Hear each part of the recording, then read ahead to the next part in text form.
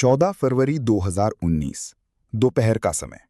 जम्मू कश्मीर की पुलवामा घाटी। National highway 44 पर सीआरपीएफ का एक लंबा काफिला आगे बढ़ रहा था। करीब 78 वाहन और 2500 से अधिक जवान श्रीनगर की ओर अपनी ड्यूटी पर जा रहे थे। माहौल सामान्य था, सड़क शांत थी, मौसम भी ठीक था। किसी को अंदाजा नहीं था कि कुछ ही मिनटों में ये सामान्य यात्रा भारत के इतिहास की सबसे दर्दनाक घटनाओं में बदलने वाली है। समय लगभग 3:15 के आसपास था। जैसे ही काफिला लेथपुरा इलाके के पास पहुंचा, तभी एक सफेद रंग की एसयूवी तेज रफ्तार से सड़क पर आई। कुछ ही सेकंड में वो गाड़ी सीधी सीआरपीएफ के काफिले से टकरा गई और उसी पल एक भीषण विस्फोट हुआ। एक आत्मघाती हमला, सुइसाइड ब्लास्ट, जिसने पूरे इलाके को हिला दिया। आग की लपटें आसमान तक उठ गईं, धुआं हर तरफ फैल गया। सड़क पर चीख पुकार और तबाही का मंजर था। एक सीआरपीएफ वाहन पूरी तरह नष्ट हो गया। ये हमला इतना भयानक था कि कुछ ही क्षणों में 40 सीआरपीएफ जवान शहीद हो गए और कई अन्य घायल हो गए। ये भारत के सुरक्षा इतिहास के सबसे बड़े आतंकी हमलों में से एक बन गया। बाद में जांच और रिपोर्ट्स में सामने आया कि इस हमले की जिम्मेदारी पाकिस्तान स्थित आतंकी संगठन जैश-ए-मोहम्मद जेईएम ने ली थी, जिसका सरगना मसूद अजहर है। इस पूरी साजिश को अंजाम देने के लिए एक स्थानीय युवक को इस्तेमाल किया गया था, जिसका नाम आदिल अहमद दार था। वो पुलवामा का ही रहने वाला था और कुछ साल पहले आतंकी संगठन से जुड़ गया था। उसे कट्टरपंथी विचारधारा से प्रभावित कर ब्रेन वॉश किया गया और आत्मघाती हमले के लिए तैयार किया गया। विस्फोटक से भरी एसयूवी उसी ने चलाई थी और सीआरपीएफ काफिले को निशाना बनाया था। इस हमले का उद्देश्य सिर्फ जान लेना नहीं था, बल्कि भारत की सुरक्षा व्यवस्था को चुनौती देना, कश्मीर में डर और अशांति फैलाना और अंतर्राष्ट्रीय स्तर पर दबाव बनाना था। लेकिन इस घटना ने पूरे देश को झकझोर दिया। हर तरफ गुस्सा, शोक और आक्रोश फैल गया। लोग सड़कों पर उतर आए और 14 फरवरी 2019 को भारत में एक ब्लैक डे की तरह याद किया जाने लगा।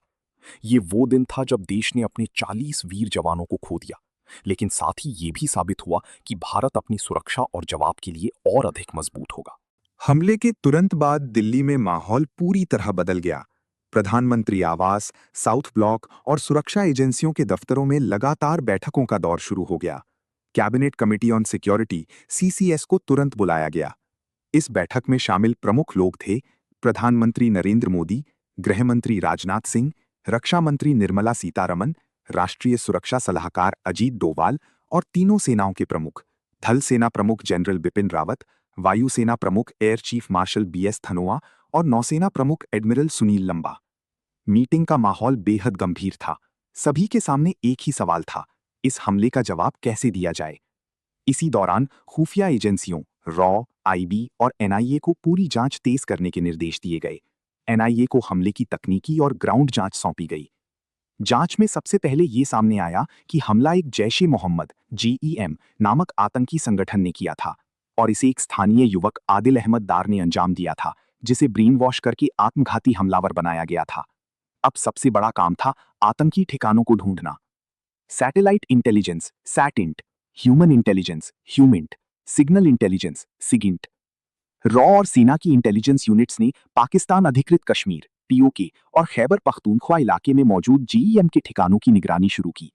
सैटेलाइट इमेज में कई जगहों पर संदिग्ध ट्रेनिंग कैंप, हथियार डिपो और टेंट स्ट्रक्चर दिखी। साथ ही ये भी पता चला कि कुछ कैंप बालाकोट क्षेत्र की जंगलों में सक्रिय हैं। लगभग 10-12 दिनों तक लगातार बैठकें चलीं। सेना, वायुसेना और NSA की टीम ने कई विकल्प तैयार किए। इस दौरान एक गोपनीय सैन्य योजना बनाई गई, जिसे बाद में मीडिया में ऑपरेशन बंदर के नाम से संदर्भित किया गया। हालांकि आधिकारिक नाम सार्वजनिक रूप से घोषित नहीं किया गया था। इस ऑपरेशन का मकसद था सीमा पार जाकर आतंकी ढांचों को खत्म करना, लेकिन किसी देश से युद्ध शुरू करना नहीं। वायुसेना ने मिराज 2000 फाइटर जेट्स को इस मिशन के लिए चुना, क्योंकि ये विमान प्रिसिजन स्ट्राइक में सक्षम थे और कम समय में गहराई तक जाकर हमला कर सकते थे। 25 फरवरी 2019 की रात भारतीय वायुसेना के विमान भारतीय सीमा से उड़ान भरते हैं। पूरी योजना गोपनीय थी। रेडियो साइलेंस रखा गया ताकि दुश्मन को भनक न लगे। रात लगभग 3 बजे के आसपास भारतीय विमान सीमा पार करके पाकिस्तान अधिकृत कश्मीर में प्रवेश करते हैं। टारगेट था बालाकोट क्षेत्र में स्थित JEM का बड़ा ट्रेनिंग कैंप। हमले के समय आतंकी क्या कर रहे थे? 300 से 350 लोग मौजूद थे, जिनमें ट्रेनिंग ले रहे आतंकी, प्रशिक्षक और सपोर्ट स्टाफ शामिल थे। कुछ लोग सो रहे थे, कुछ हथियारों की ट्रेनिंग ले रहे थे और कुछ अगले मिशन की तैयारी में थे। उन्हें बिल्कुल अंदाजा नहीं था कि कुछ ही मिनटों में सब खत्म होने वाला है। भारतीय वायुसेना ने सटीक निशाने पर बम गिराए। पूरा कैंप तबाह हो गया। पेड़, टेंट, इमारतें, सब कुछ नष्ट हो गया। जंगल में आग फैल गई और भारी नुकसान हुआ। और इस हमले में बड़ी संख्या में आतंकी मारे गए। ये पहली बार था जब भारत ने 1971 के बाद सीमा पार जाकर इतनी गहराई में हवाई हमला किया था। इसने संदेश दिया कि अब भारत सिर्फ बचाव नहीं करेगा, बल्कि जवाब भी देगा। 26 फरवरी 2019 की रात भारत द्वारा बालाकोट में किए गए एयर स्ट्राइक के बाद हालात पूरी तरह बदल चुके थे। पाकिस्तान ने इसे अपनी संप्रभुता का उल्लंघन बताया और अगले ही दिन जवाब देने की तैयारी शुरू कर दी। 27 फरवरी 2019 की सुबह जम्मू कश्मीर के आसमान में तनाव साफ महसूस किया जा सकता था। भारतीय वायुसेना ने अपनी सभी अग्रिम एयरबेस को हाई अलर्ट पर रखा। रडार सिस्टम लगातार एक्टिव थे। AWACS यानी airborne warning and control system आसमान में निगरानी कर रहे थे। हर मूवमेंट पर नजर रखी जा रही थी।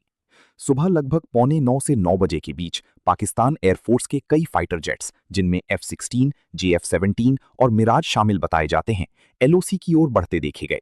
उनका उद्देश्य भारतीय सैन्य ठिकानों को टारगेट करना था। जैसे ही ये गतिविधि रडार पर आई, भारतीय वायुसेना ने तुरंत प्रतिक्रिया दी। श्रीनगर, अवंतीपोरा और आसपास के एयरबेस से फाइटर जेट्स को स्क्रैम्बल किया गया। भारतीय वायुसेना की तरफ से Su-30 MKI, MiG-21 बाइसन और मिराज 2000 विमान हवा में पहुंचे। कुछ ही मिनटों में दोनों देशों के फाइटर जेट्स आमने सामने थे। ये एक बियॉन्ड विजुअल रेंज यानी BVR और क्लोज कॉम्बैट का मिश्रण था, यानी मिसाइलें दूर से भी दागी जा रही थीं और नजदीकी डॉग फाइट की स्थिति भी बन रही थी। इसी दौरान भारतीय MiG-21 बाइसन, जिसे विंग कमांडर अभिनंदन वर्तमान उड़ा रहे थे, दुश्मन के विमानों की ओर तेजी से बढ़ा। MiG-21 एक पुराना लेकिन अपग्रेडेड फाइटर जेट था। उसमें आधुनिक रडार और R-73 मिसाइल लगी हुई थी। अभिनंदन ने दुश्मन के एक विमान को लॉक किया। भारतीय पक्ष का दावा है कि उन्होंने एक F-16 पर मिसाइल दागी और उसे हिट किया, लेकिन उसी समय उनके MiG-21 को भी मिसाइल से निशाना बनाया गया। विमान को गंभीर नुकसान हुआ। स्थिति कंट्रोल से बाहर होने लगी। लगभग कुछ सेकंड के अंदर ही उन्हें इजेक्ट करना पड़ा, यानी उन्होंने पैराशूट के जरिए विमान से बाहर छलांग लगा दी। जब वे नीचे उतर रहे थे, तब तक वे LOC पार कर चुके थे और पाकिस्तान की कब्जे वाले इलाके में पहुंच गए थे। जमीन पर उतरते ही उनको आसपास के लोगों ने देखा और घेर लिया। उन्होंने खुद को बचाने के लिए हवा में फायरिंग की, लेकिन स्थानीय लोग और फिर पाकिस्तानी सेना उन्हें पकड़ने में सफल हो गई। पकड़े जाने के बाद उनका एक वीडियो सामने आया। उसमें वे शांत नजर आ रहे थे। उन्होंने अपना नाम, रैंक और सर्विस नंबर बताया। आई एम विंग कमांडर अभिनंदन। ये वीडियो कुछ ही घंटों में पूरी दुनिया में फैल गया। भारत ने उसी दिन भारत सरकार ने पाकिस्तान से कड़ा विरोध दर्ज कराया और उनकी सुरक्षित वापसी की मांग की। विदेश मंत्रालय ने इसे जिनीवा कन्वेंशन का मामला बताया, जिसके तहत युद्धबंदी के साथ सही व्यवहार और जल्द रिहाई जरूरी होती है। अब मामला सिर्फ भारत और पाकिस्तान के बीच नहीं रह गया था। अंतर्राष्ट्रीय स्तर पर दबाव बढ़ने लगा। अमेरिका, रूस, फ्रांस, ब्रिटेन और कई अन्य देशों ने दोनों देशों से संयम बरतने की अपील की। खास तौर पर अमेरिका ने पाकिस्तान पर दबाव बनाया कि वो पायलट को सुरक्षित वापस भेजे। 27 फरवरी से 1 मार्च तक लगातार कूटनीतिक बातचीत चलती रही। बैक चैनल डिप्लोमेसी भी एक्टिव थी। भारत ने साफ कर दिया कि अगर पायलट को नुकसान पहुंचा तो स्थिति और गंभीर हो सकती है। आखिरकार 28 फरवरी 2019 को पाकिस्तान के प्रधानमंत्री ने संसद में घोषणा की कि शांति के संकेत के रूप में वे भारतीय पायलट को रिहा करेंगे। इसके बाद 1 मार्च 2019 को शाम के समय वाघा अटारी बॉर्डर पर विंग कमांडर अभिनंदन को भारत को सौंप दिया गया।